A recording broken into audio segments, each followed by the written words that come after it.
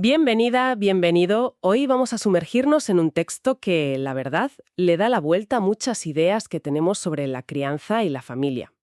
La fuente es un capítulo del libro Niños Unicornio, de Mariana de Ankin, y ella usa este término, niños unicornio, para hablar de esos niños que, bueno, que parece que no encajan. Esos que van a su propio ritmo, ¿no? Exacto, que operan en su propia frecuencia y que desafían las normas constantemente. Claro. Son esos niños que nos obligan a pararnos y preguntarnos qué está pasando, porque no responden al manual de instrucciones que creíamos tener. Precisamente. Y la idea central que vamos a explorar es, cuanto menos, radical. ¿Y si estos niños no fueran un problema a solucionar? ¿Sino una oportunidad? Justo, una oportunidad para nuestra propia transformación. La misión de hoy es desgranar esta perspectiva, ver cómo la relación con un hijo puede convertirse en un espejo que nos muestra nuestras heridas y nos invita a sanar. Es una premisa casi espiritual, diría yo. La autora Mariana de Ankin parte de la idea de que este vínculo, el de padres e hijos, no es para nada casual, que hay un propósito más profundo en ese encuentro.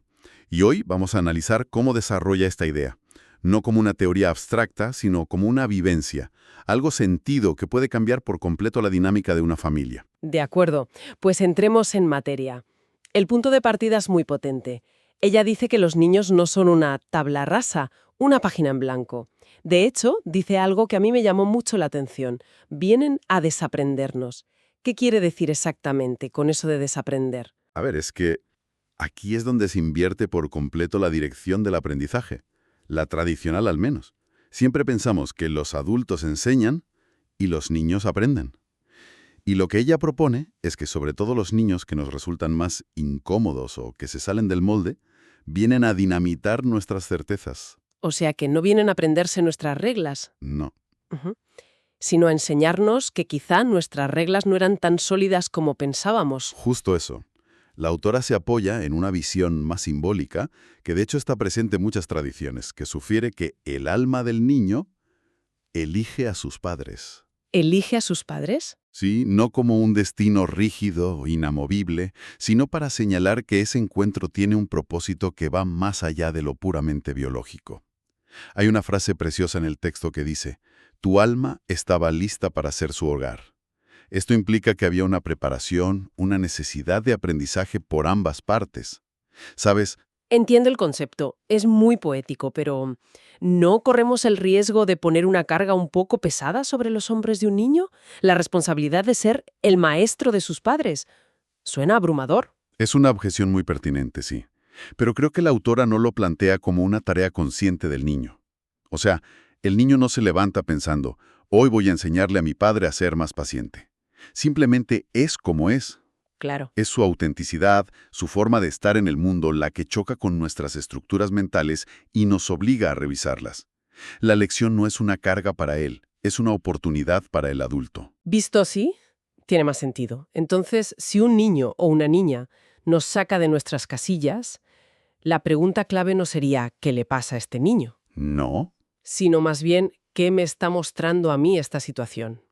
¿Qué fibra sensible me está tocando? precisamente. Ese «¿por qué a mí?», que tantas veces surge desde la queja, desde el lamento, se transforma en la llave de una puerta.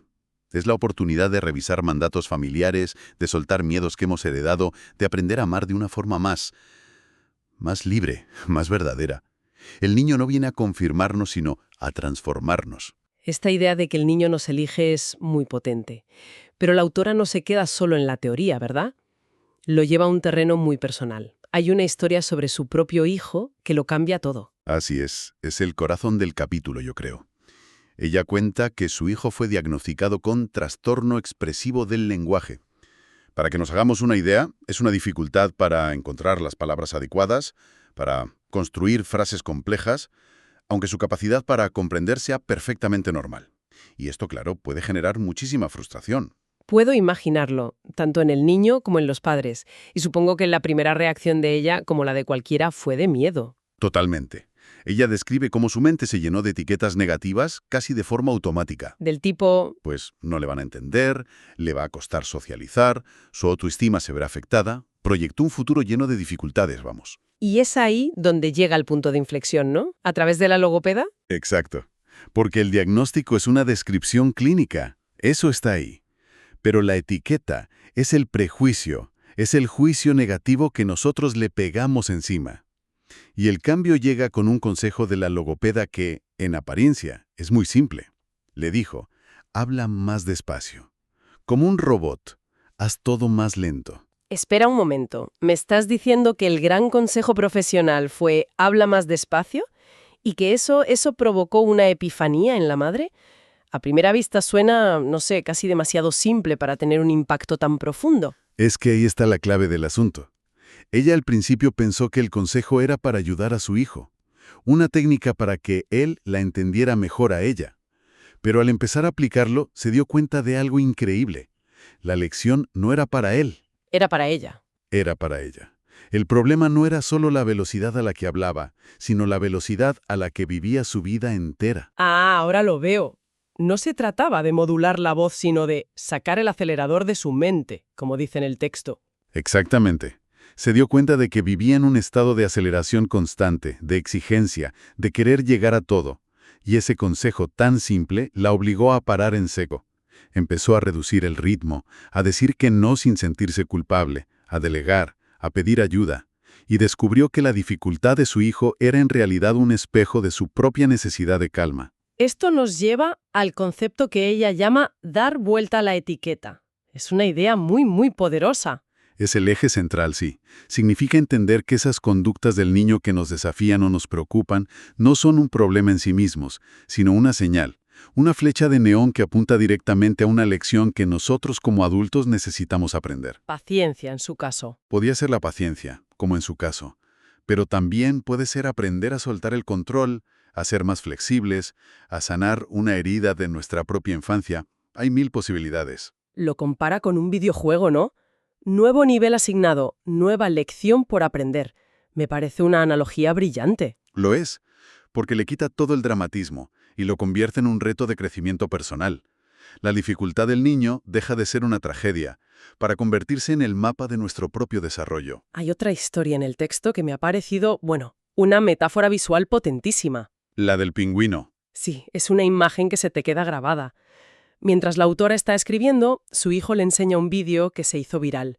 Se filmó en 2007 para un documental de Werner Herzog, Encounters at the End of the World. La escena es increíble. Muestra una colonia enorme de pingüinos en la Antártida, todos moviéndose en grupo hacia el mar, hacia el alimento, y de repente, un solo pingüino se para. Se da la vuelta y empieza a caminar en la dirección opuesta, decidido, hacia el interior del continente. Hacia una muerte segura, ¿sí? Exacto. La interpretación científica, la más lógica, es que es un error biológico, un fallo en su GPS interno, por así decirlo. Un pingüino desorientado. Pero Herzog, el director, no se conforma con esa explicación.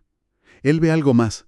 Ve una grieta en el orden natural, un gesto de individualidad que desafía toda lógica. Y se pregunta, ¿está loco? ¿Está perdido? ¿O está siguiendo un llamado interior que nosotros somos incapaces de comprender? Y la autora conecta esta imagen, que es brutal, con los niños unicornio, los que no siguen la fila. Exacto. Los que se apartan del monte. El mundo, la sociedad, a menudo hasta los propios padres, intentan explicar su comportamiento como un error, una falla que hay que corregir. Claro, está desorientado, es un problema de conducta, necesita encajar. Eso es. Pero esta perspectiva nos invita a hacernos la misma pregunta que Herzog. ¿Y si no estuvieran perdidos? ¿Y si sus caminatas en solitario fueran en realidad actos de verdad? La metáfora es preciosa, pero a mí me resulta también un poco aterradora, porque en el mundo real, un niño que se desvía del camino puede encontrarse con peligros muy reales, con el rechazo, con el sufrimiento.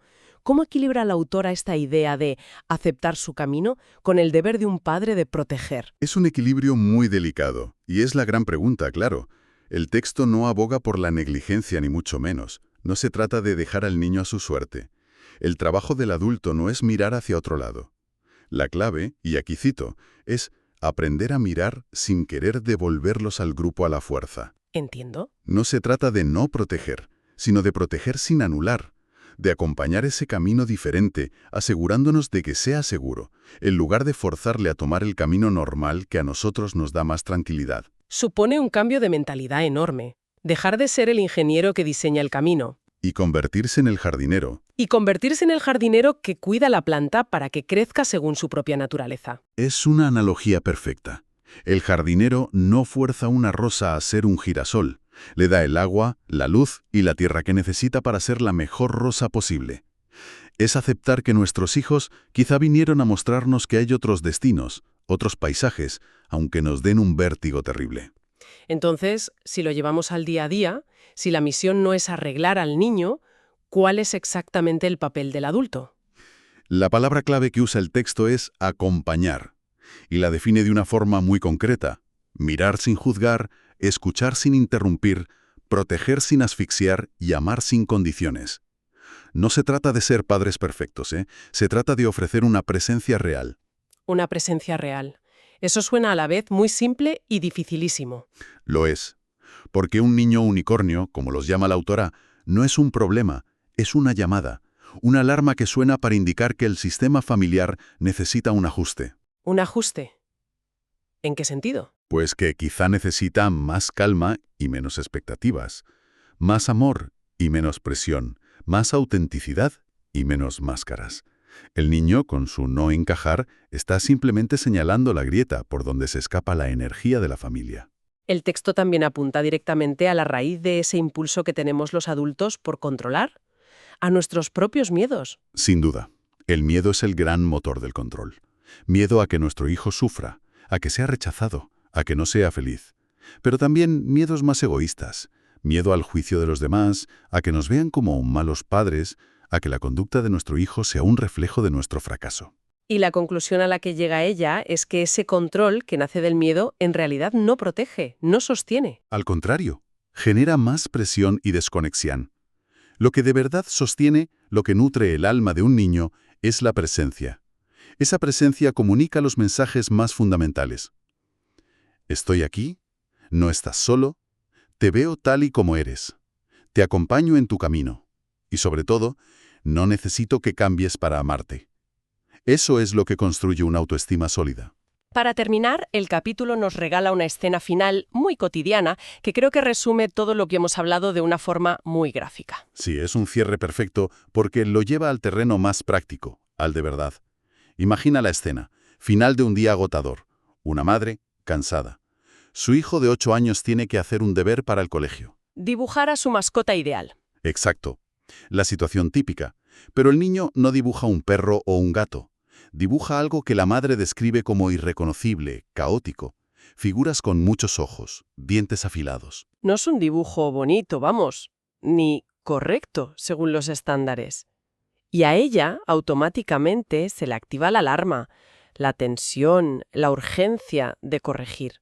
Y lo que es crucial aquí es que ella, gracias al camino que ya ha recorrido, es capaz de observarse a sí misma en ese momento. Se da cuenta de que su malestar no tiene nada que ver con el dibujo. No le preocupa que su hijo dibuje monstruos. Lo que le aterra es el qué dirán. El miedo al juicio de la maestra, de los otros padres. El miedo a tener que volver a dar explicaciones sobre por qué su hijo es diferente. Exacto. Teme la etiqueta. Y desde ese miedo intenta reconducir la situación. Le sugiere dibujar a su perro. Algo normal, algo que todo el mundo entienda. Pero la respuesta del niño es de una honestidad aplastante. La mira y le dice: así está bien para mí. Uf, esa frase, así está bien para mí. Lo cambia todo. Es un punto de no retorno.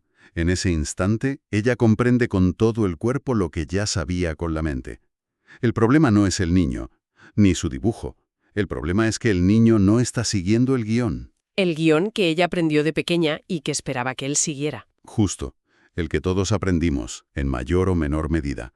¿Y qué hace? Hace lo más difícil y lo más sanador. En lugar de insistir, o de corregir, o de enfadarse, suelta el control. Se sienta en el suelo, a su lado, y con una curiosidad genuina simplemente le pregunta: ¿me cuentas qué es? Ya no intenta dirigir la escena, solo quiere entenderla. Y al escucharlo, algo dentro de ella se relaja.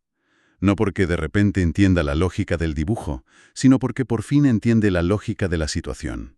Entiende que amar a ese niño, a su niño, a veces no consiste en guiarlo o corregirlo. A veces, amar consiste simplemente en sentarse en el suelo a su lado, renunciar al guión y aceptar que ese hijo no vino a seguir su historia, sino a transformar la suya para siempre. La idea final del texto, por tanto, es muy clara.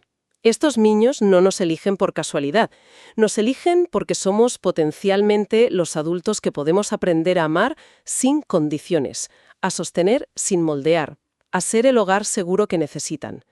La misión no es corregir al niño, es sostener su alma. Exactamente. Y eso nos deja con una reflexión final que va más allá de la crianza, una pregunta que resuena para cualquiera que nos esté escuchando, tenga hijos o no. Adelante. ¿Qué otras áreas de nuestra vida, en el trabajo, en nuestras relaciones, con nosotros mismos, estamos intentando constantemente corregir o arreglar aquello que no encaja en nuestro guión? Aquello que es diferente, caótico o que simplemente no entendemos. ¿Y qué pasaría si, en lugar de intentar cambiarlo, nos sentáramos en el suelo a su lado y con curiosidad genuina nos atreviéramos a preguntar: ¿me cuentas qué historia me quieres contar?